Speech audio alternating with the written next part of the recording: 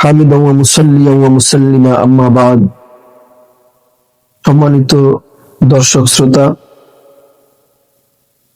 আমি আপনাদের সামনে আজকে একটি গুরুত্বপূর্ণ আহ্বান নিয়ে দাঁড়িয়েছি।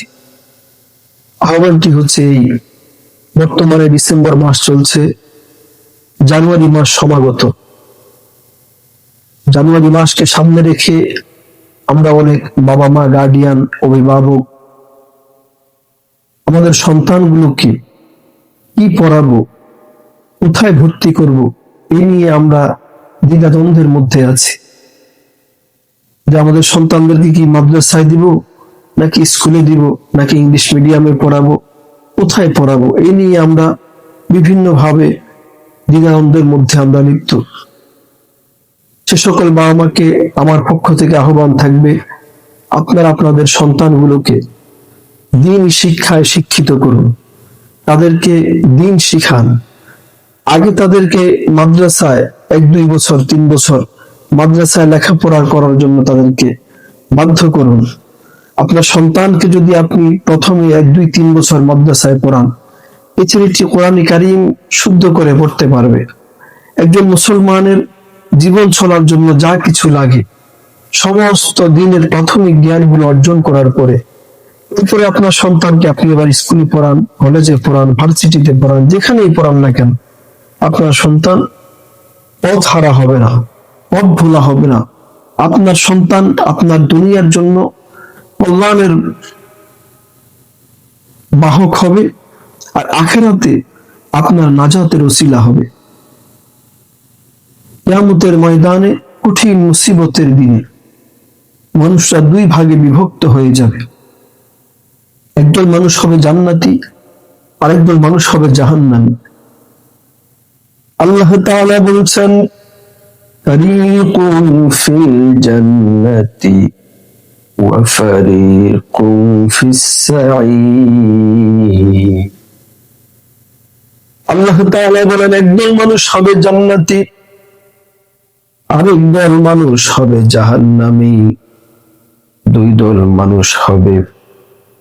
হাসরের কঠিন ময়দানে দেখা যাবে বহু মানুষ জান্নাতের পথে রওনা করেছে, জান্নাতের ফয়সালা হয়ে গেছে, কিন্তু হঠাৎ করে তাদের সামনে তাদের সন্তান এসে দাঁড়াবে, ডেকে বলবে, বাবা, মা, ও আমাদের অভিভাবকেরা, তোমরা দুনিয়াতে আমাদেরকে যেভাবে পরিচালিত করেছিলে আমরা সেভাবে পরিচালিত হয়েছিলাম। তোমরা যদি আমাদেরকে জান্নাতের পথে উঠাইয়া দিতে, আমরা আজকে জান্নাতের পথেই যেতাম, জান্নাতি হতে পারতাম। তোমরা আমাকে জান্নাতের পথে উঠাও নাই, আমাদেরকে দিন শিক্ষা দাও নাই, কোরআন শিখাও নাই, হাদিস শিখাও নাই, দ্বীনের বিধিবিধান গুলো আমাদেরকে শিখতে দাও নাই।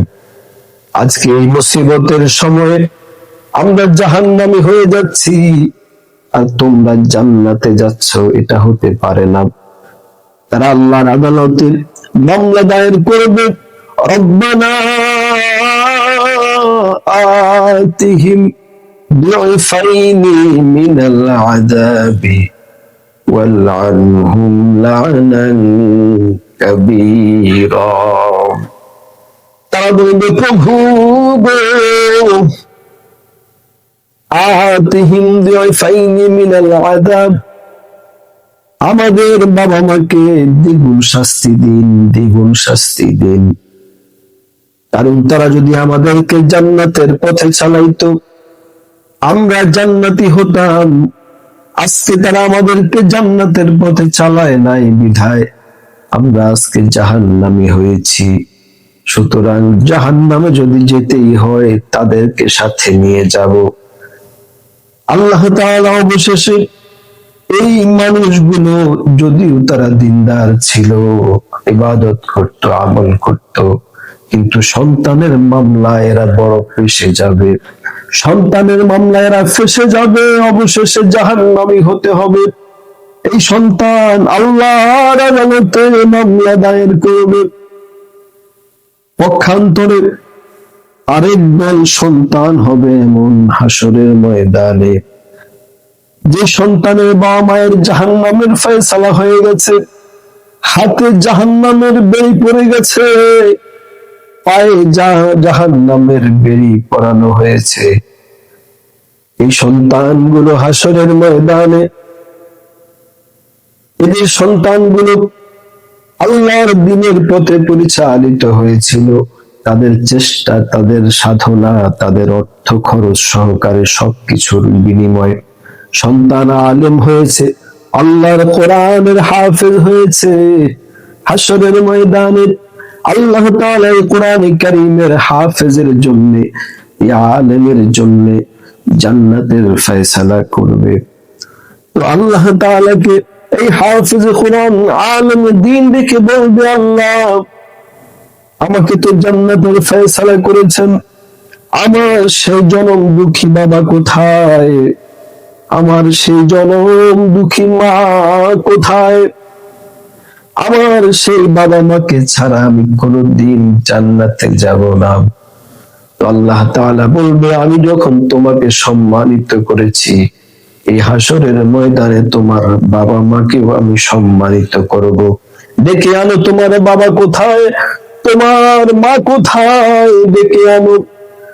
বাবা মাকে হাফেজ কোরআন আলেমে দ্বীন বাবা মাকে খুঁজে এনে আল্লাহর সামনে ক্ষমা করায়া জান্নাতের পথে নিয়ে চলবেন।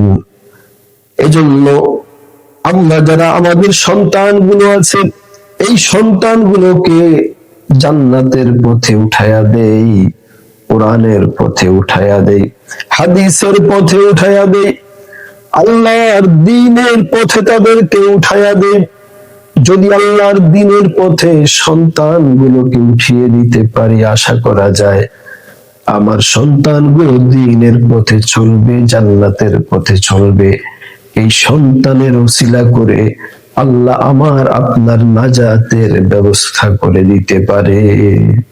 এজন্য আমাদের সন্তানগুলো আসন্ন জানুয়ারি মাসকে সামনে করে গোটা দেশবাসীর কাছে আমার আহ্বান থাকবে, আমাদের সন্তানগুলোকে দ্বীনের পথে পরিচালিত করি, সন্তানগুলোকে মাদ্রাসায় কোরআন হাদিস, তাদের দ্বীনের প্রাথমিক যে জ্ঞানগুলো আছে এগুলো নিশ্চিত করার পরে আমাদের সন্তানগুলোকে আমরা অন্য যত লেখাপড়া আছে সে সমস্ত লেখাপড়ার মধ্যে তাদেরকে আত্মনিয়োগ করার সুযোগ করে দিব।